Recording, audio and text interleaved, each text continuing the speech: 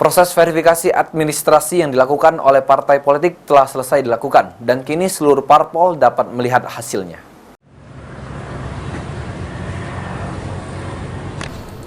Dikatakan Ketua KPU Sumsel, Amra Muslimin, saat ini seluruh partai politik telah selesai menjalani verifikasi administrasi dan hasilnya beberapa parpol dapat melihat hasilnya. Selanjutnya partai politik menganalisa data yang ada di Sipol untuk dilakukan perbaikan termasuk anggota parpol yang ganda administrasi. Partai itu sudah dipastikan sudah selesai di verifikasi administrasi. Hasilnya beberapa partai politik sudah bisa melihat hasilnya.